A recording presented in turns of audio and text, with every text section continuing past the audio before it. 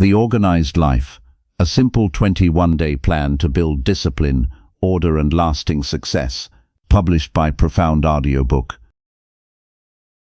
Introduction. A well-organized life is not built by chance, it is built by design, through small decisions repeated every single day.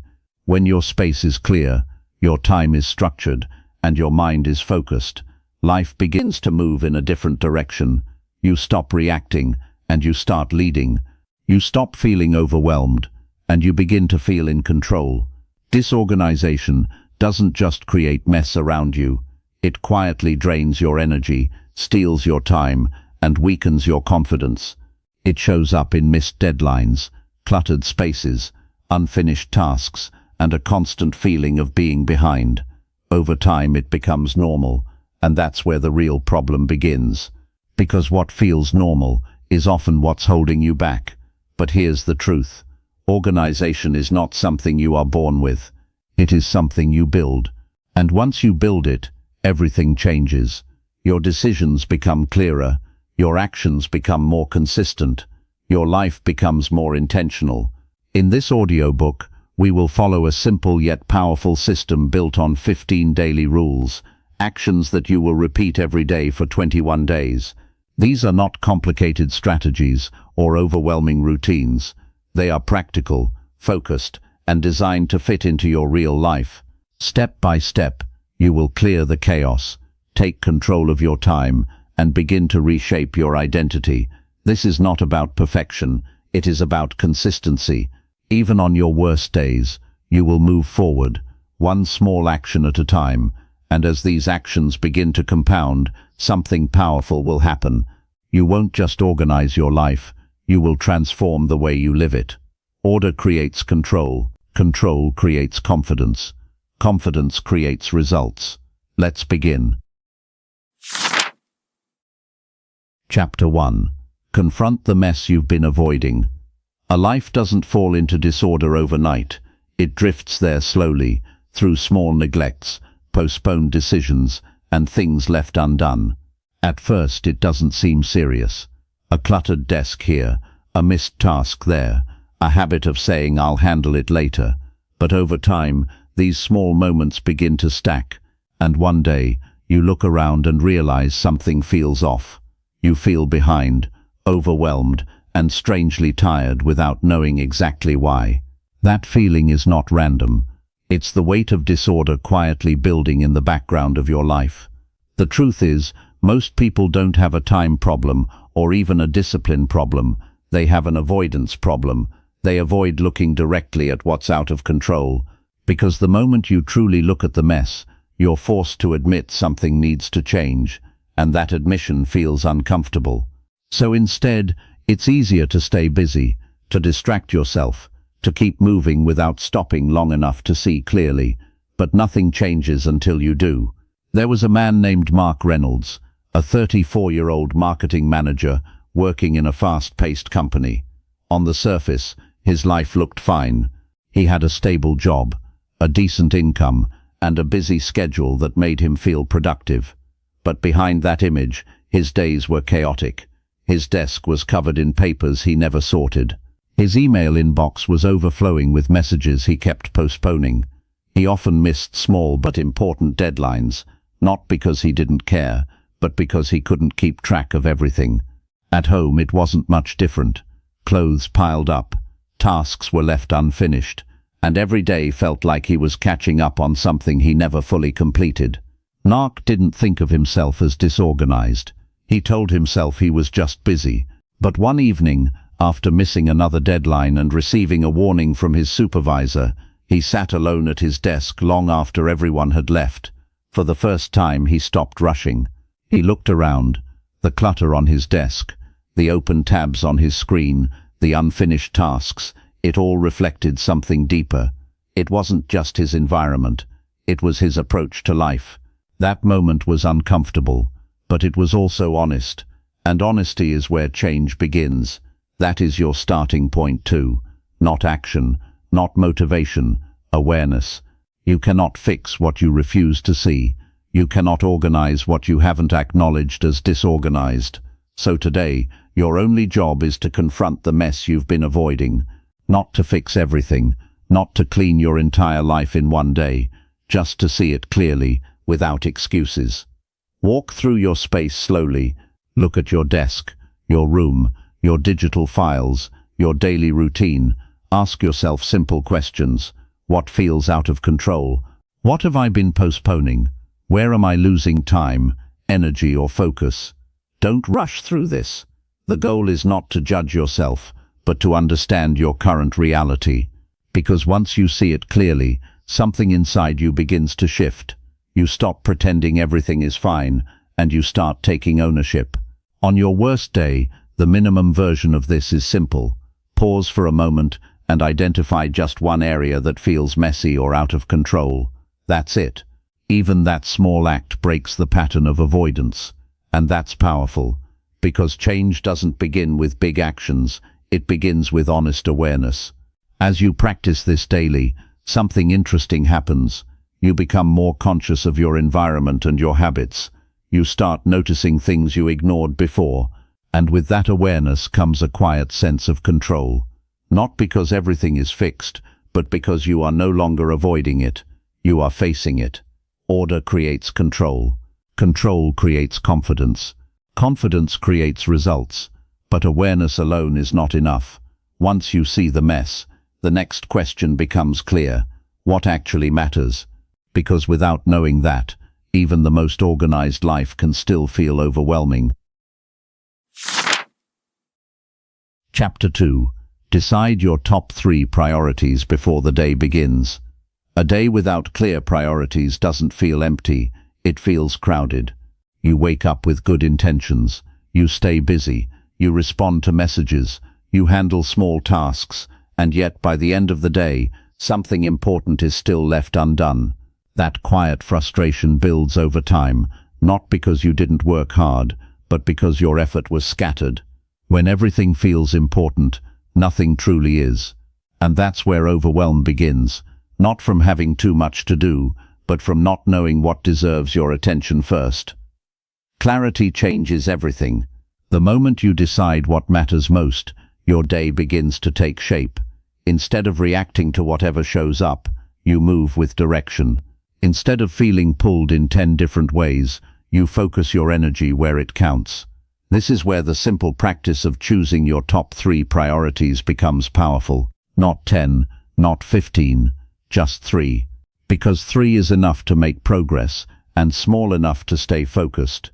Daniel Carter, a freelance graphic designer, spent years feeling like he was constantly working but rarely moving forward. His days were filled with emails, revisions, small client requests, and endless adjustments. He started early, worked late, and still felt behind. The more he tried to do, the more scattered he became. Deadlines slipped, creative energy dropped, and his confidence began to fade. From the outside he looked productive, but internally he knew something wasn't working. One morning after another long night of unfinished work, Daniel decided to try something different. Instead of opening his laptop immediately, he sat down with a notebook and asked himself a simple question: if I could only complete 3 things today, what would actually matter? At first the question felt restrictive. He had more than 3 tasks. But that was the point. He forced himself to choose. Not based on urgency alone, but on importance. What would move his work forward? What would reduce pressure tomorrow? What truly deserved his attention? That day, Daniel wrote down 3 priorities. He didn't rush into emails. He didn't check messages first. He started with what he had decided mattered most. And something shifted. His mind felt clearer. His work felt deeper. By the end of the day, those 3 tasks were done. Not partially, not rushed, completed. And for the first time in a long while, he felt a sense of progress instead of pressure. This is the power of deciding your top 3 priorities before the day begins. It simplifies your focus. It removes the noise. It gives your day a clear direction. And more importantly, it builds a habit of intentional living. Because when you decide what matters, you stop letting everything else control you. Each morning, before your day begins, take a few quiet minutes. Ask yourself, what are the 3 most important things I need to complete today? Not the easiest, not the fastest, but the most meaningful. Write them down, keep them visible, let them guide your actions. And once your day starts, protect those priorities. Don't bury them under smaller tasks. Don't delay them for later. Start with them. On your worst day, the minimum version is even simpler. Choose just one priority. One meaningful task that, if completed, makes the day count. Even that small act builds clarity, and clarity builds control. As you repeat this daily, something begins to change. Your days stop feeling random. You stop chasing everything and start completing what matters. You begin to trust yourself more because you're no longer leaving important things unfinished. And that trust becomes confidence.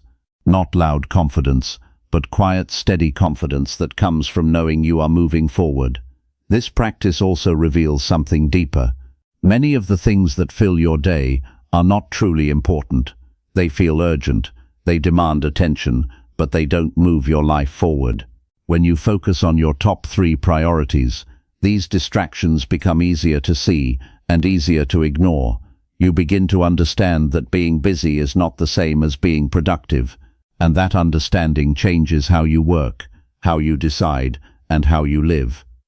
Order creates control, control creates confidence, confidence creates results, but clarity alone is not enough if your environment continues to work against you.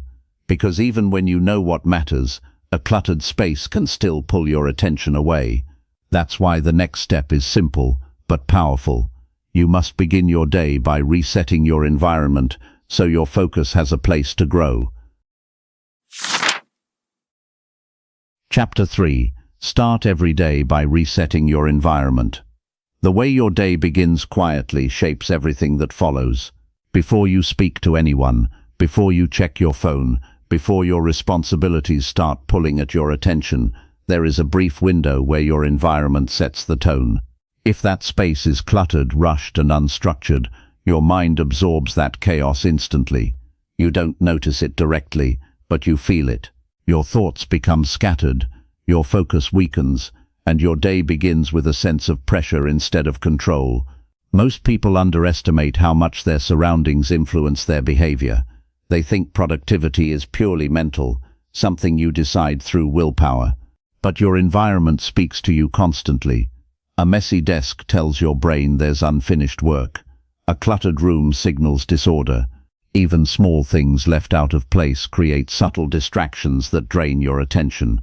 And when your day starts in that kind of environment, you're already playing catch-up before you even begin. That's why resetting your environment every morning is not a small habit. It's a foundational one. It's a signal, a declaration that you are in control of your space, and therefore your day.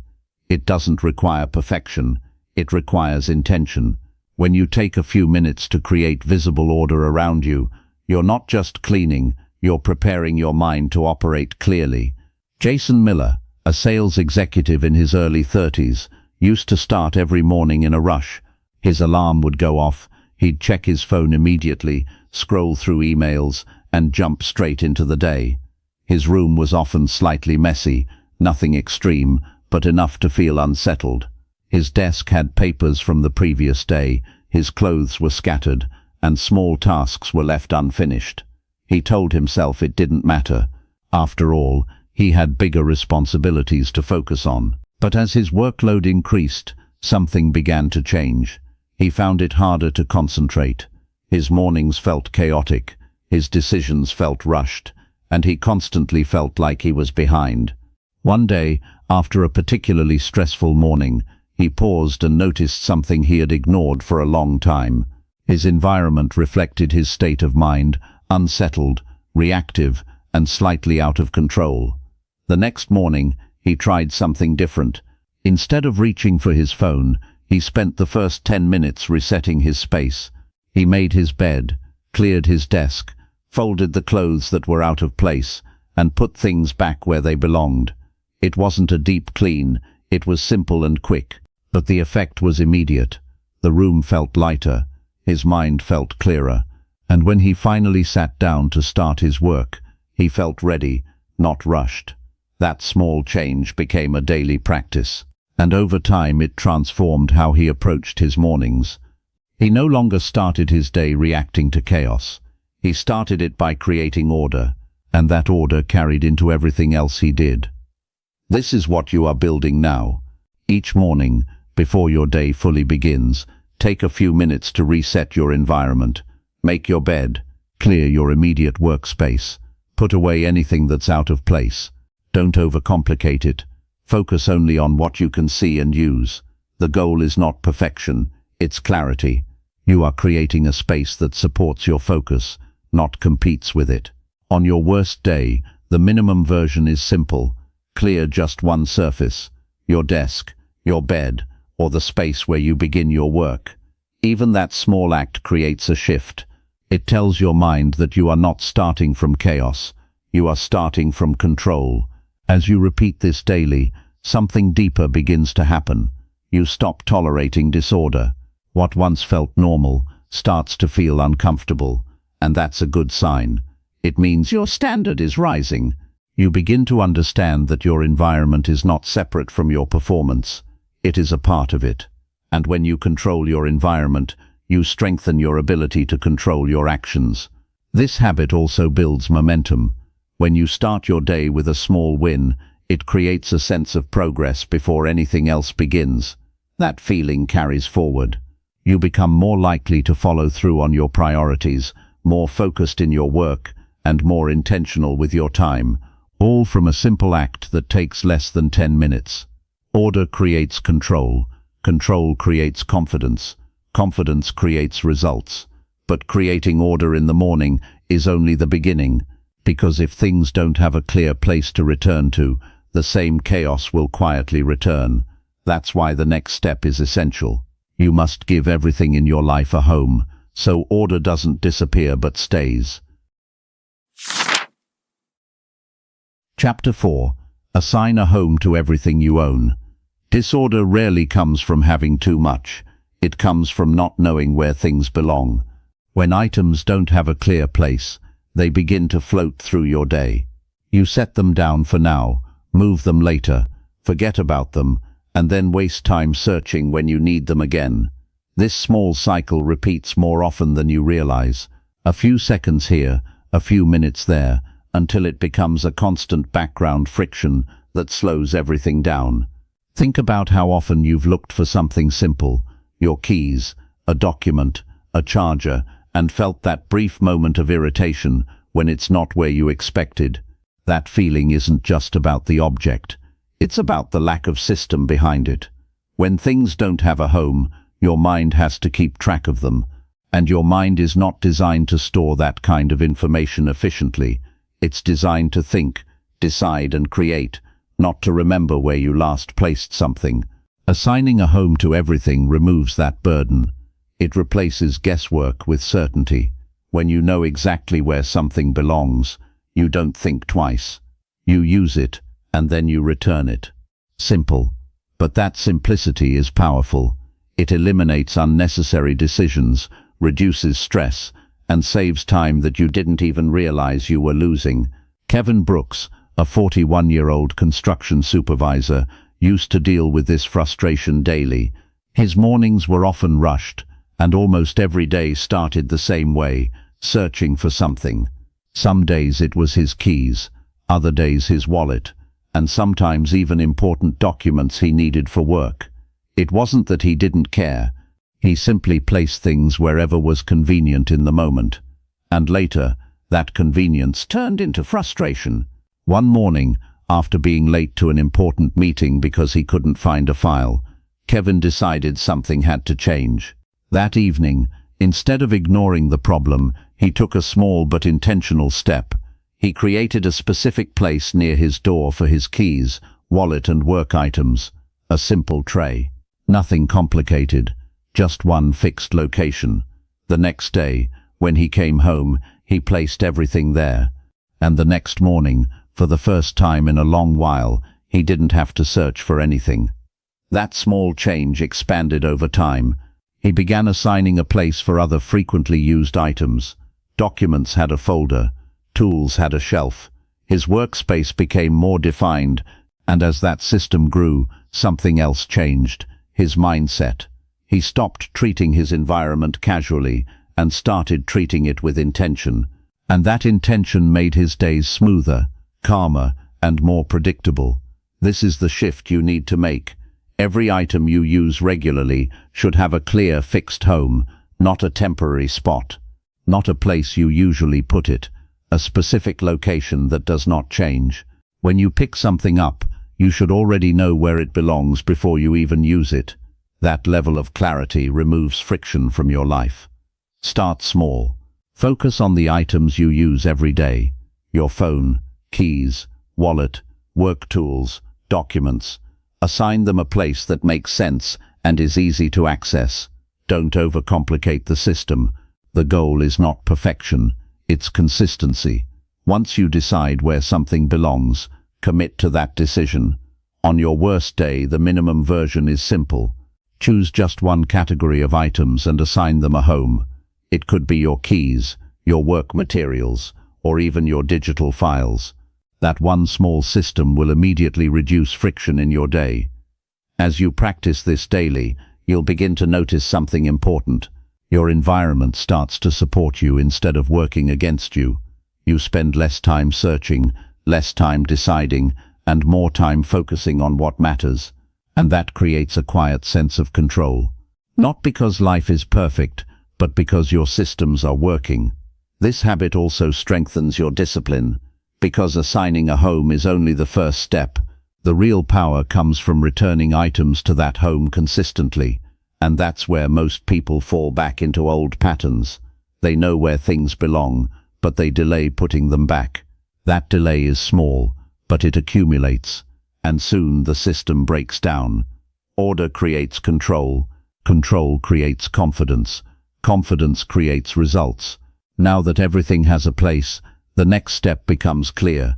You must train yourself to return things immediately, without delay, because systems only work when they are followed, not just created. Chapter 5. Put everything back immediately after use. Systems don't fail because they're complicated. They fail because they're not followed in the moment it matters. You can assign a home to everything, organize your space perfectly, and still end up back in chaos if you delay one simple action: putting things back. It's not the big decisions that break order, it's the small hesitations, the quick thought of, "I'll do it later."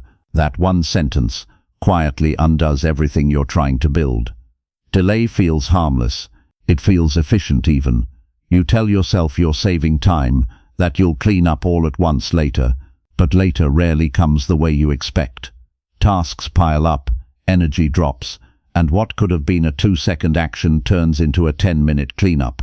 Multiply that across your day, and you begin to see how disorder returns, not suddenly, but gradually, through small postponements.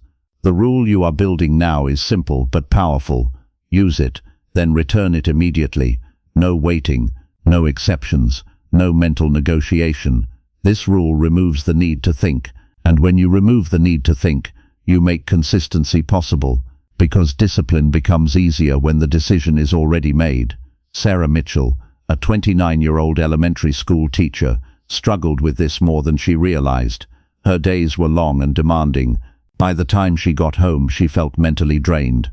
Small tasks, placing her bag properly, folding clothes, putting items back, felt unnecessary in the moment.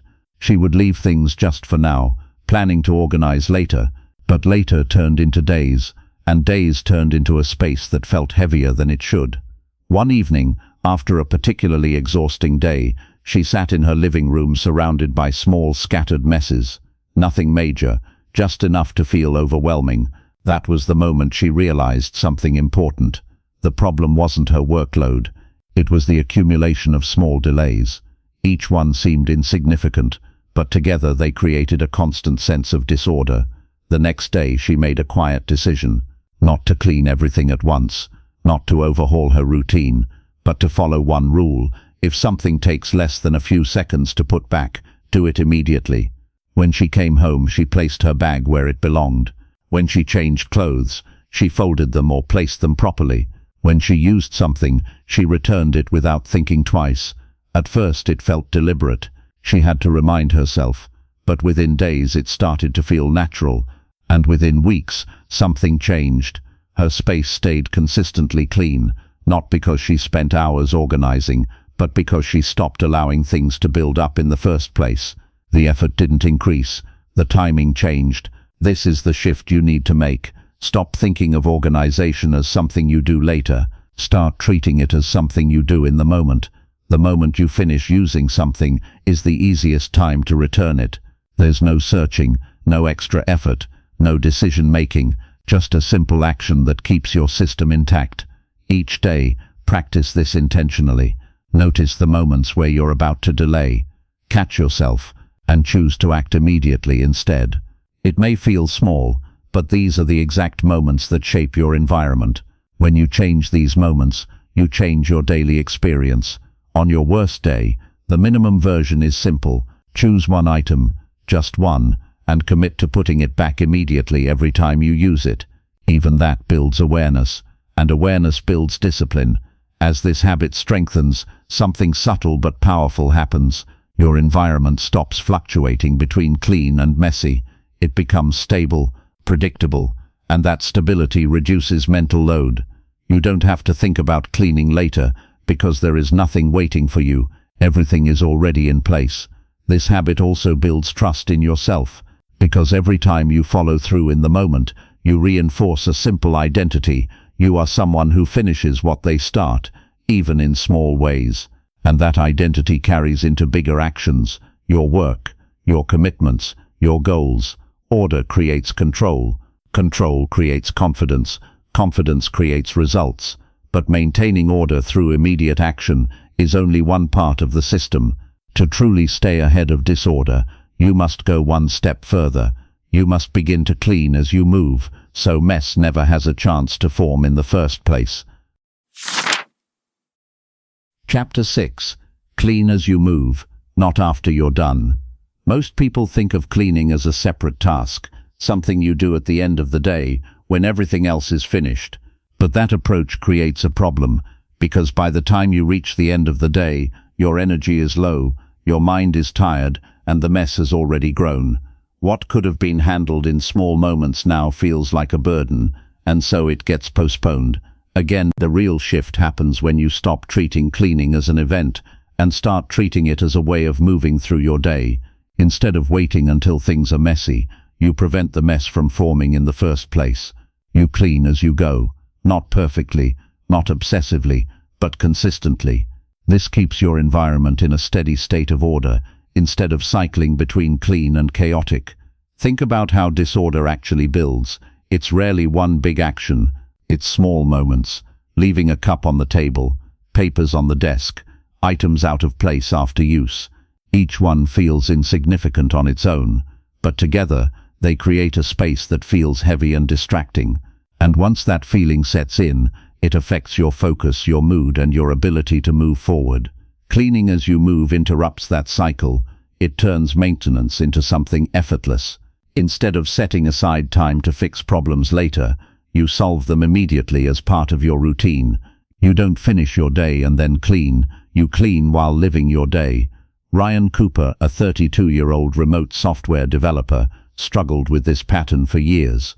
Working from home gave him flexibility, but it also blurred the line between work and personal space.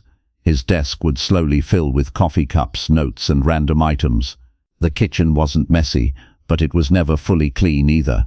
He told himself he would take care of it later, after finishing his work. But after long hours in front of a screen, later rarely came with enough energy to follow through. One afternoon during a video call, he caught a glimpse of his workspace on camera. It wasn't terrible, but it didn't reflect how he wanted to present himself. That small moment made him pause. He realized that his environment had been quietly affecting his mindset. It made him feel slightly disorganized, slightly behind, even when his work was on track. The next day, he made a simple adjustment, not a full cleaning session, not a complete overhaul, just a commitment to clean as he moved. When he finished his coffee, He took the mug to the kitchen immediately. When he stood up between tasks, he cleared his desk. When he cooked, he washed or arranged things while waiting, instead of leaving everything for later. These were small actions, almost unnoticeable, but they changed the rhythm of his day. Within a few days, his space felt different, lighter, more controlled, and more importantly, it stayed that way without effort. He didn't need to set aside time to clean, because there was nothing building up. Order became part of how he lived, not something he chased at the end of the day. This is the approach you are building now. As you move through your day, stay aware of your environment. When you stand up, take a moment to reset what's around you. When you finish using something, go one step further than just putting it back. Make sure the space itself stays clean. These actions don't take extra time. They simply require attention in the moment. On your worst day, the minimum version is simple. Choose one moment, just one, and clean something as you move.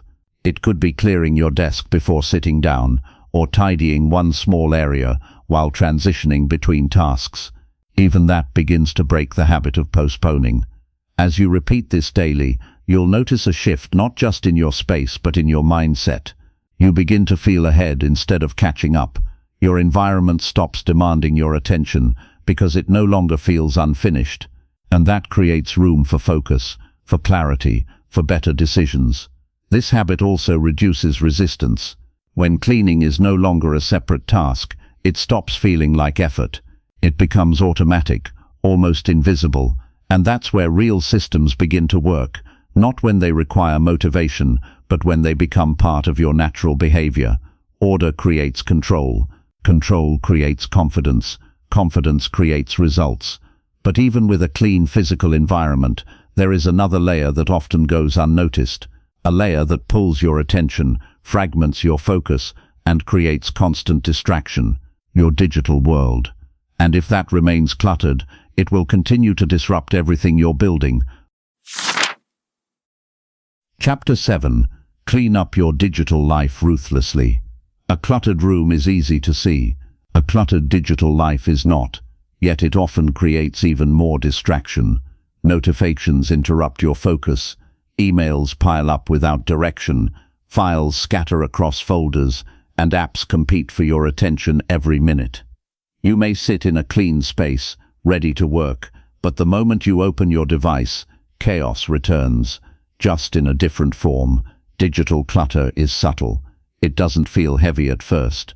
A few notifications, a few unread messages, a few extra tabs, but over time it builds into something that constantly pulls your attention away from what matters. You start your day with a clear plan, but within minutes you're reacting, checking messages, responding to alerts, switching between tasks, and by the end of the day you feel busy, but not accomplished. The problem is not technology itself, it's the lack of control over how you use it. When your digital environment is unstructured, it controls you. It decides what you see, when you react, and where your focus goes. And that breaks the system you are trying to build. Because organization is not just physical, it is mental, and your digital space directly affects your mental clarity. Cleaning up your digital life is not about removing everything. It's about removing what doesn't serve you. It's about simplifying your inputs, so your attention can stay where it belongs. And to do that, you must be intentional and a little ruthless. Tyler Adams, a 27-year-old content creator, learned this the hard way. His work depended on being online, but that also meant he was constantly surrounded by distractions. Notifications from multiple platforms, messages from clients, comments, emails, updates. It never stopped. He told himself it was part of the job, but over time he noticed something troubling. His focus was breaking. He couldn't stay on one task for long. His work quality dropped, and even when he wasn't working, his mind felt restless. One day, after spending hours switching between apps without finishing anything meaningful, he realized something had to change. Not his work, but how he managed his digital environment. That evening, he took a step back and looked at his phone and laptop differently. Instead of tools, they had become sources of constant interruption. He started with something simple. He turned off non-essential notifications. Not all, just the ones that didn't directly impact his work. Social media alerts, unnecessary app notifications, background updates. The silence felt strange at first, but within a day, he noticed something he hadn't felt in a long time: focus. Then he went further.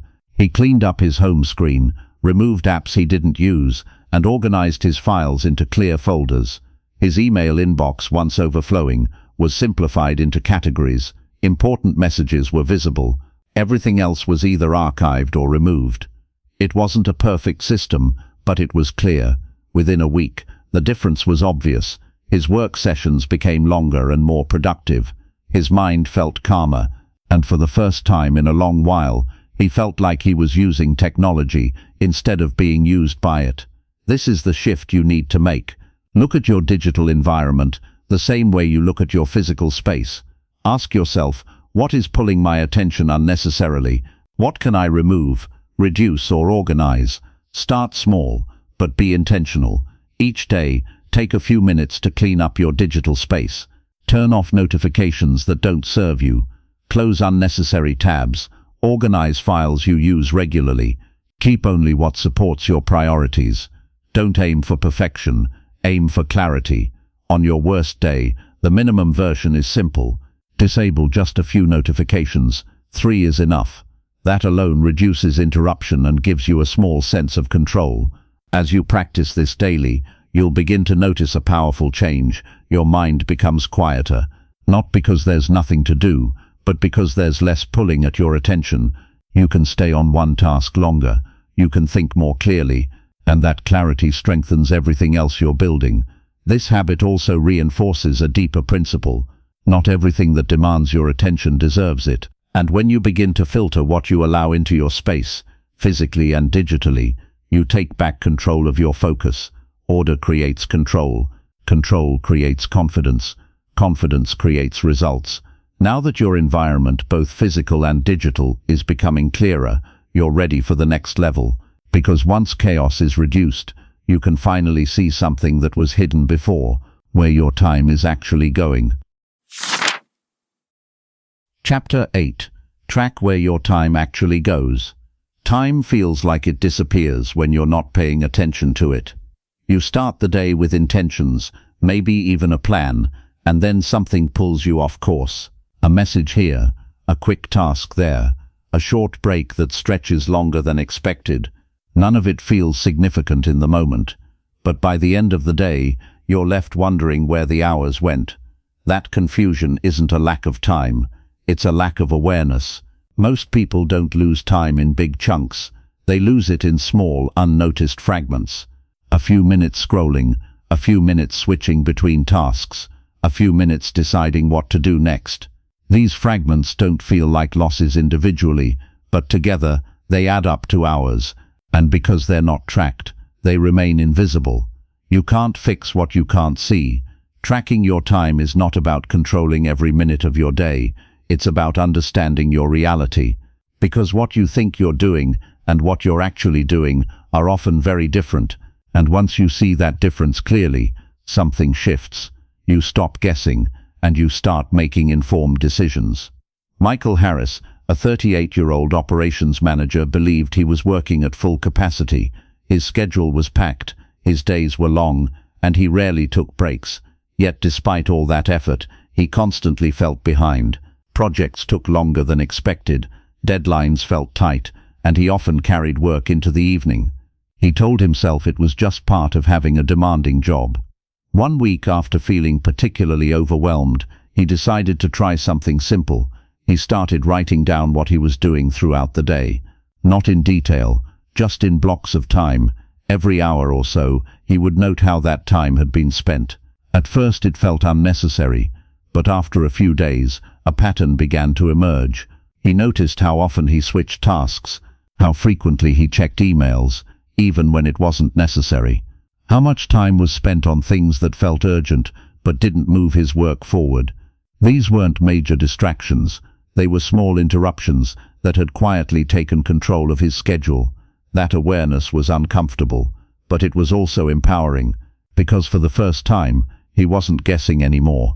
He could see exactly where his time was going, and once he saw it, he could change it. He began grouping similar tasks together, limiting how often he checked messages, and protecting blocks of time for focused work. Within a short period, his days didn't get longer, but they became more effective. This is what tracking your time gives you, not restriction, but clarity. It shows you the difference between movement and progress, between being busy and being effective. And once you understand that difference, your decisions improve naturally. Each day, take a simple approach. You don't need a complicated system. Just pause a few times during the day and note what you've been doing. Write it down in short blocks. Be honest, not to judge yourself, but to understand your patterns. Over time, you'll begin to see where your time is going and where it's being lost. On your worst day, the minimum version is simple. Track just a few hours. Even a small window gives you insight, and that insight is enough to begin making better choices. As you continue this practice, you'll notice something important. You start becoming more intentional with your time, not because you're forcing yourself, but because you're aware. Awareness naturally leads to better decisions. You hesitate before wasting time. You recognize distractions faster, and you begin to value your time differently. This habit also removes a common excuse, the feeling of not having enough time, because once you see how your time is actually used, you realize that the problem is rarely the amount of time you have. It's how that time is structured and protected. Order creates control. Control creates confidence. Confidence creates results. Now that you can see where your time is going, the next step becomes clear. You don't just observe your day, you begin to shape it. Because awareness without structure still leaves room for chaos. And to truly take control, you must start building a day that works for you. Chapter 9. Build a day that works for you. Awareness changes how you see your time, but structure changes how you use it. Once you understand where your hours are going, the next step is to shape them intentionally. Without structure, even the most disciplined person can drift. You might start strong, focused and clear, but as the day unfolds, decisions pile up. What should you do next? When should you do it? How long should it take? These constant choices drain your energy, and when your energy drops, your discipline follows. A structured day removes that burden. It gives your time a direction before the day begins. Not a rigid schedule that traps you, but a flexible framework that guides you. It tells you when to focus, when to pause and when to step away. It reduces the need to decide in the moment, which is where most people lose control, because when everything is decided in real time, you become reactive, and a reactive day rarely leads to meaningful progress. Chris Walker, a 35-year-old fitness coach, lived this pattern for years. His work was flexible, which he initially saw as a benefit. He could train clients at different times, manage his own schedule, and adjust his day as needed. But that flexibility slowly turned into inconsistency. Some days were productive, others felt scattered. He would start tasks without finishing them, shift plans midday, and often push important work into the evening. He didn't lack motivation, he lacked structure, and without structure, his days were shaped by whatever felt urgent at the moment. One week, after noticing how unpredictable his routine had become, Chris decided to experiment. Instead of planning tasks randomly, he began building a simple structure for his day. He divided his time into clear blocks: morning for focused work, midday for client sessions, late afternoon for lighter tasks, and evening for rest. It wasn't strict down to the minute. It was a general framework, but it gave his day a rhythm. At first it felt unusual. He wasn't used to following a set pattern, but within days, something changed. He spent less time deciding what to do next. His transitions between tasks became smoother, and most importantly, he began finishing what he started. The structure didn't restrict him, it supported him. This is what you are building now, a day that works for you, not against you. You don't need to control every minute. You need to guide your time in a way that supports your priorities. Start by creating simple blocks in your day. A block for focused work, a block for responsibilities, a block for recovery. Keep it realistic. Your structure should fit your life, not the other way around. When you wake up, you should already have a general sense of how your day will flow, not in detail, but in direction. You know when you'll focus, when you'll handle smaller tasks, and when you'll step back. That clarity reduces stress, because uncertainty is one of the biggest sources of mental fatigue, and structure removes that uncertainty. On your worst day, the minimum version is simple. Structure just one part of your day. It could be your morning. Decide how you will spend those first few hours, and follow that plan. Even a small amount of structure creates a sense of control.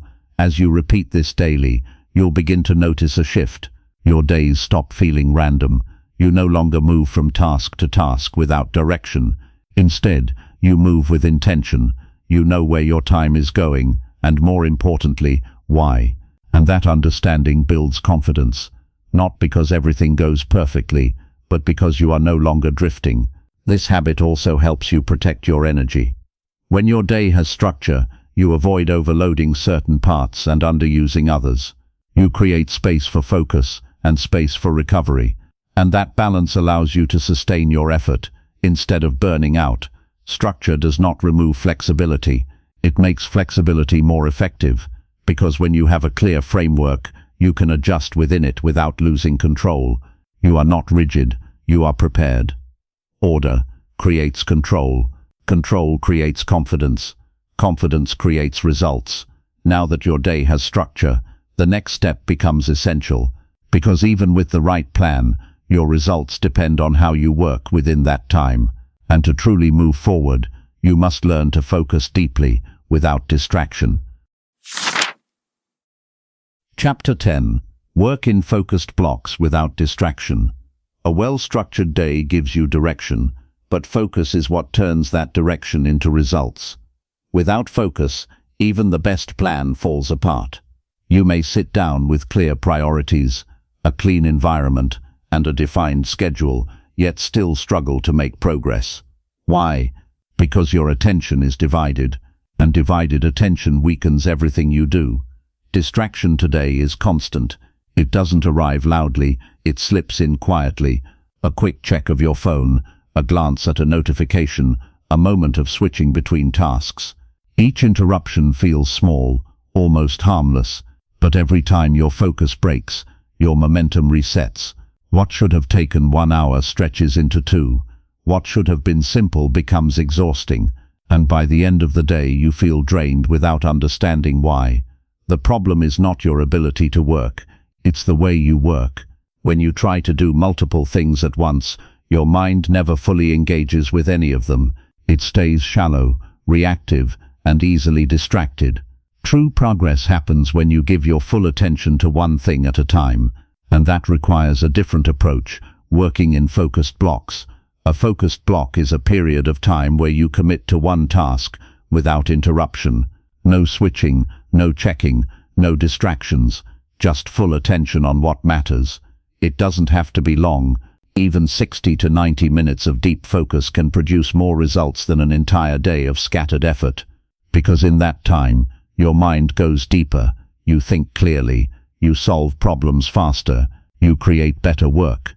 Brian Scott, a 40-year-old financial analyst, struggled with this more than he realized. His job required concentration, but his days were filled with interruptions, emails, messages, quick requests from colleagues. It never stopped. He told himself he was managing it well, but his work told a different story. Tasks took longer than expected, small errors appeared, and he often felt mentally exhausted by midday. One afternoon, after spending hours on a report that should have taken half the time, he paused and reflected on how he had been working. He realized he hadn't spent more than a few minutes fully focused. Every time he started to concentrate, something pulled him away, and each time he returned, he had to start again. The next day, he tried something simple. He blocked out 1 hour on his calendar and decided that during that time, he would work on one task only. He closed unnecessary tabs, turned off notifications, and let others know he would be unavailable for that period. At first it felt uncomfortable. The urge to check messages was strong, but he stayed with it. By the end of that hour, He had made more progress than he usually did in half a day, not because he worked harder, but because he worked without interruption. That single block showed him what was possible when his attention was fully engaged.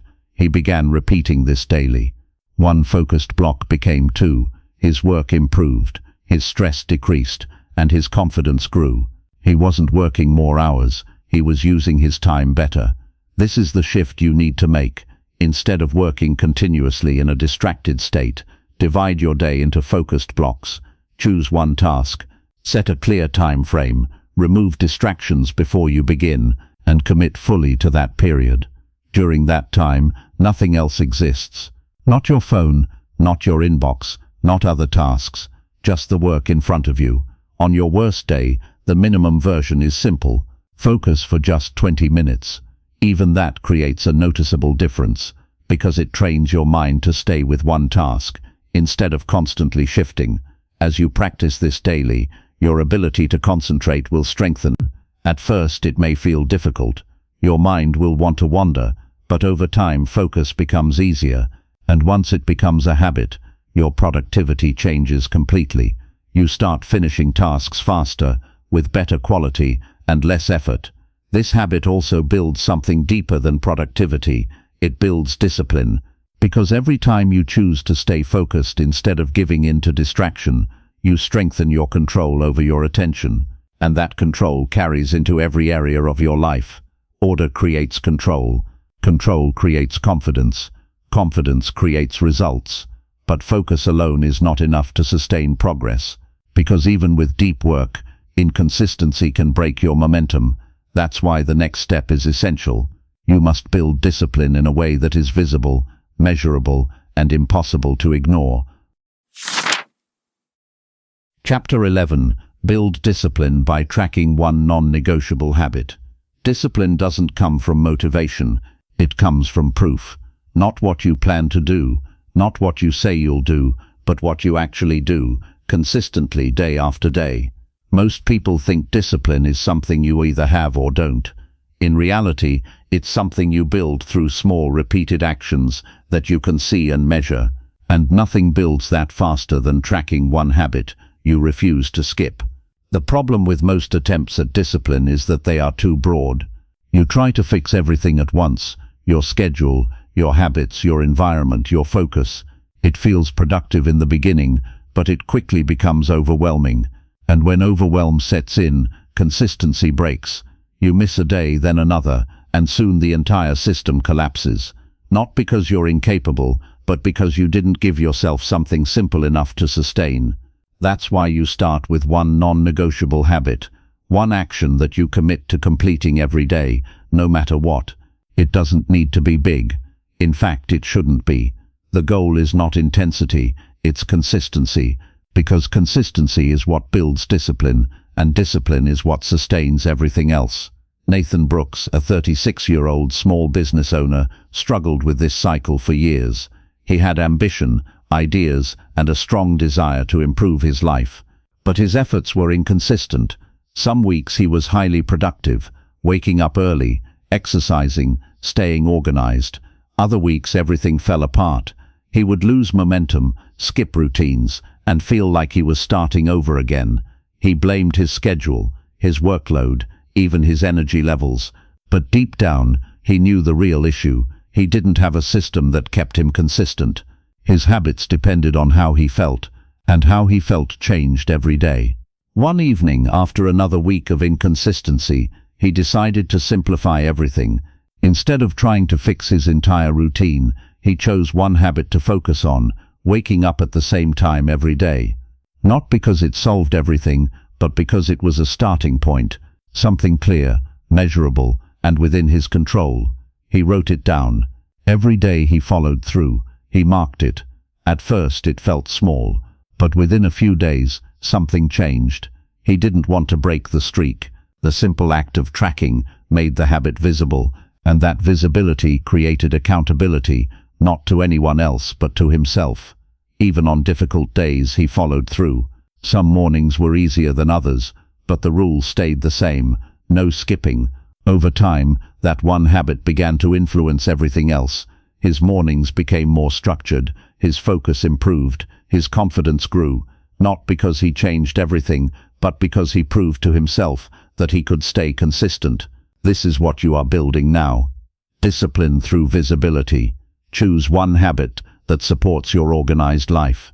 It could be resetting your environment, planning your priorities, or completing a focused work block. Keep it simple, keep it clear, and most importantly, track it. Each day you complete it, mark it. Use a notebook, a calendar, or any system that allows you to see your progress. The act of tracking turns an invisible effort into something tangible, and once you see your consistency, you become less likely to break it. On your worst day, the minimum version is simple. Complete the smallest possible version of that habit. If your habit is to work in a focused block, do it for a shorter time. If it's resetting your space, clean just one area. The goal is not perfection. The goal is continuity. Because missing once makes it easier to miss again, but completing even the smallest version keeps the chain intact. As you repeat this daily, you'll begin to notice a shift in how you see yourself. You stop identifying as someone who starts and stops. You begin to see yourself as someone who follows through. And that identity is powerful, because once you trust yourself in small things, you start trusting yourself in bigger ones. This habit also creates momentum. One consistent action makes the next one easier, and before you realize it, the discipline you built in one area begins to spread into others. Not because you forced it, but because you strengthened your ability to stay consistent. Order creates control. Control creates confidence. Confidence creates results. But discipline, once built, must be protected. Because even strong habits can be weakened by the wrong demands on your time. And if you don't learn to protect your priorities, everything you've built can slowly be pulled apart. That's why the next step is essential. You must learn to say no to anything that doesn't truly serve your direction. Chapter 12. Say no to what doesn't serve your priorities. Progress is not only built by what you choose to do, it is protected by what you choose not to do. Many people try to organize their lives by adding more structure, more habits, more effort, but they overlook something just as important: elimination. Because every unnecessary commitment, every distraction you agree to, every task that doesn't align with your priorities quietly pulls you away from the life you're trying to build. Saying yes feels easy. It feels helpful, cooperative, even responsible. You respond to requests, take on extra work, agree to plans, and handle things that aren't truly yours to manage. In the moment, it seems harmless, but over time, these small yeses begin to fill your schedule, and before you realize it, your time is no longer yours. It's scattered across obligations that don't move your life forward. The problem is not that you're doing too little, it's that you're doing too much of what doesn't matter, and that creates a constant feeling of pressure. You're busy, but not progressing. You're active, but not effective, and that disconnect slowly drains your energy and your motivation. Learning to say no is not about being difficult or uncooperative. It's about being intentional. It's about understanding that your time and energy are limited, and every decision has a cost. When you say yes to something that doesn't serve your priorities, you are automatically saying no to something that does. Andrew Collins, a 42-year-old project manager, lived in this exact cycle. His role required coordination, communication, and constant availability. Over time, he became known as someone who could always handle more. Colleagues would come to him with extra tasks, small requests, and last-minute problems, and he rarely refused. He wanted to be reliable. He wanted to be seen as dependable. But that reliability came at a cost. His own work began to suffer. Important tasks were delayed. His days became unpredictable, and he often stayed late, trying to catch up on what he couldn't finish during the day. He wasn't lacking discipline, he was overcommitted. One day, after missing a key deadline that directly impacted his performance review, he took a step back and looked at how his time was being used. He realized something uncomfortable. A large portion of his day was spent on tasks that were not truly his responsibility. He had slowly allowed his priorities to be replaced by other people's urgency. That realization changed his approach. He didn't become unhelpful or distant, but he became more selective. Before agreeing to anything, he paused. He asked himself a simple question: does this support my priorities? If the answer was no, he either declined or suggested an alternative. At first it felt uncomfortable. Saying no always does. But over time something shifted. His workload became more focused. His days became more predictable. And his performance improved. Not because he was doing more, but because he was doing what mattered. This is the boundary you need to build. Not a wall that isolates you, but a filter that protects your time and energy. Each day, you will face decisions, requests, distractions, opportunities. Some will be important, many will not. Your job is not to accept everything. Your job is to choose carefully. Start by becoming aware of where your time is going. Notice the moments when you say yes automatically. Pause before responding. Give yourself a moment to think. You don't need to react instantly. That pause creates space for a better decision. Then evaluate the request. Does it align with your priorities? Does it move your day forward? Or does it pull you away from what truly matters? If it doesn't serve your direction, you have permission to say no. Not aggressively, not defensively, but clearly. On your worst day, the minimum version is simple. Say no once. Just once.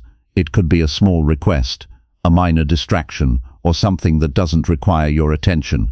Even that single decision builds awareness, and awareness builds control. As you practice this daily, you'll begin to notice a shift in how your time feels. Your schedule becomes lighter, not because you have less to do, but because you are no longer carrying what doesn't belong to you.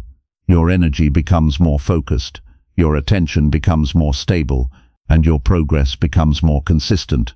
This habit also strengthens your identity.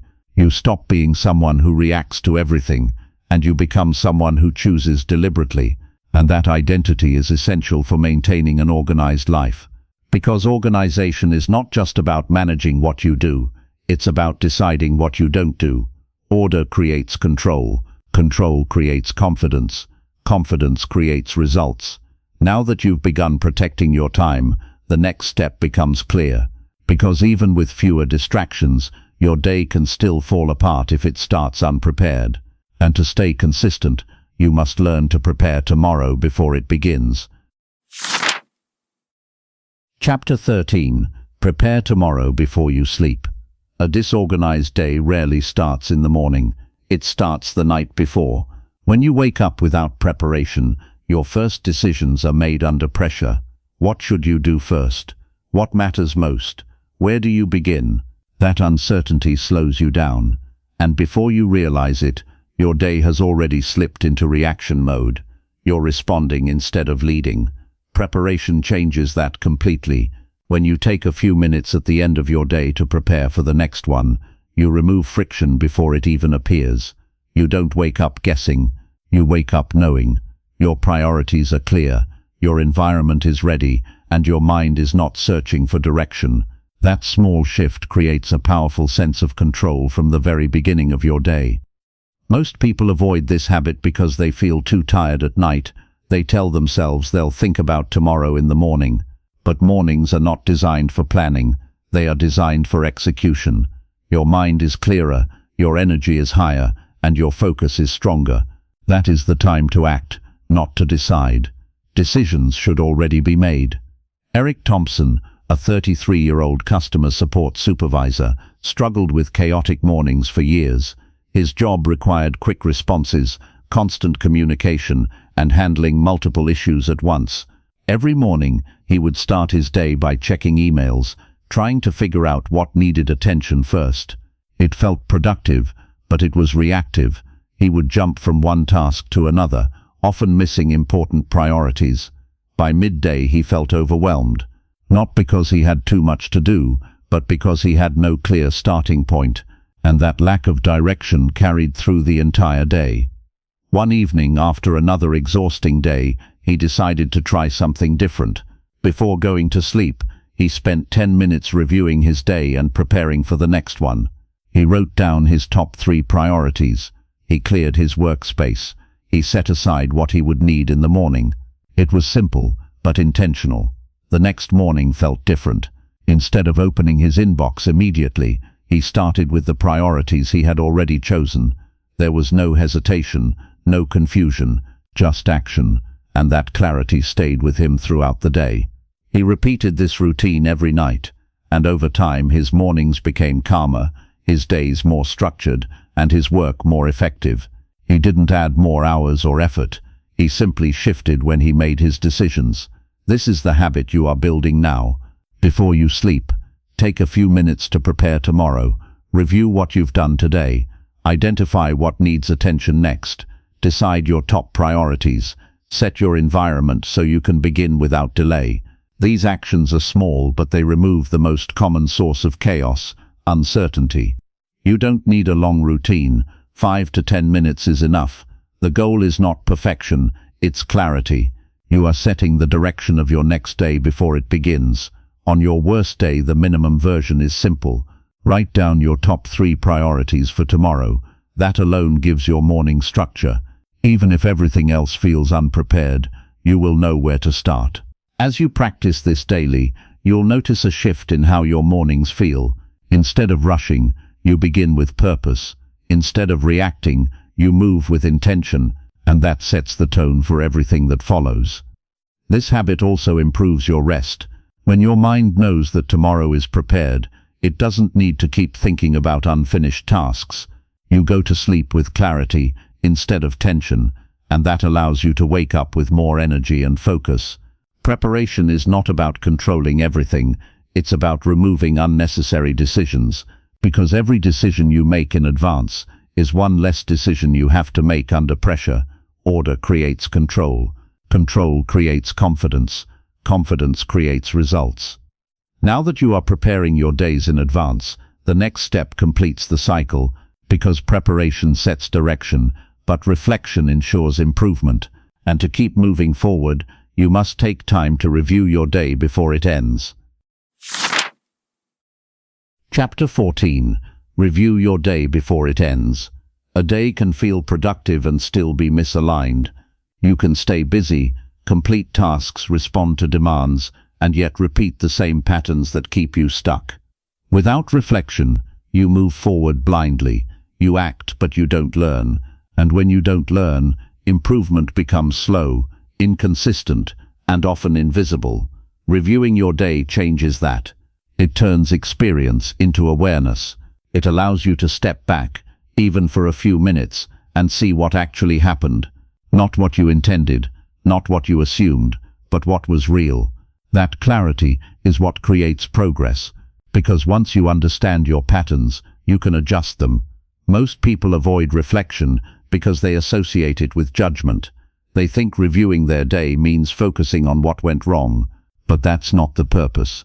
The purpose is understanding what worked, what didn't, where did you stay aligned, and where did you drift. These questions are not meant to criticize you, they are meant to guide you.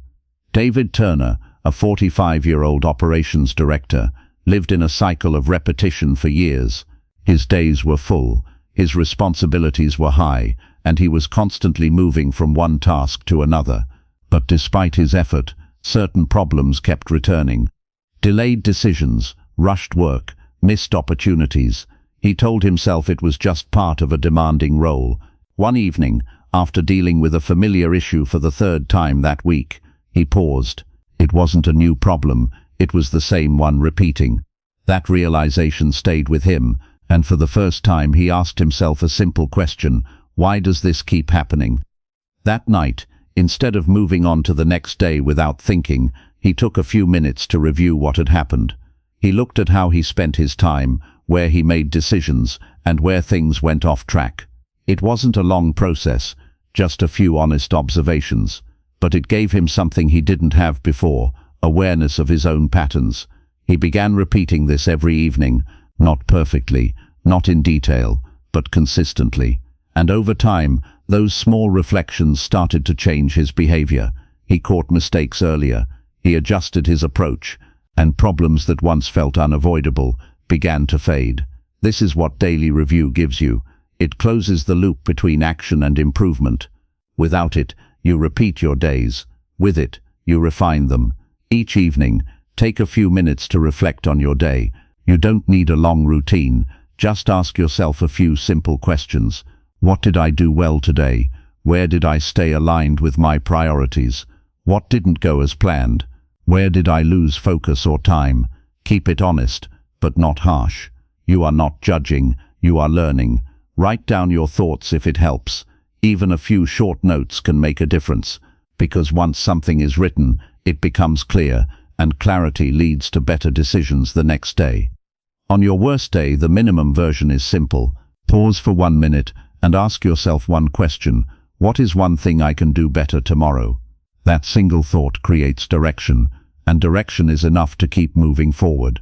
As you practice this daily, you'll notice a shift in how you approach your days. You become more aware of your habits in real time. You catch yourself earlier when you drift, and you begin to improve without needing external pressure, because you are guiding yourself. This habit also builds responsibility. You stop blaming circumstances, other people, or lack of time. You begin to see your role in how your day unfolds, and that awareness gives you power, because once you take ownership, you can make changes. Reflection doesn't slow you down, it sharpens you. It ensures that your effort leads to progress, not just repetition. And over time, these small daily adjustments create a significant difference in how your life is structured. Order creates control. Control creates confidence. Confidence creates results. Now that you are reviewing your days and learning from them, the final step becomes clear. Because organization is not just something you do, it's something you become. And to make this transformation last, you must begin to see yourself differently. Chapter 15. Prove to yourself you're an organized person every day. Everything you have built over the past days, your environment, your priorities, your structure, your focus, your discipline, leads to one final shift. Not just in what you do, but in how you see yourself. Because lasting change does not come from actions alone, it comes from identity.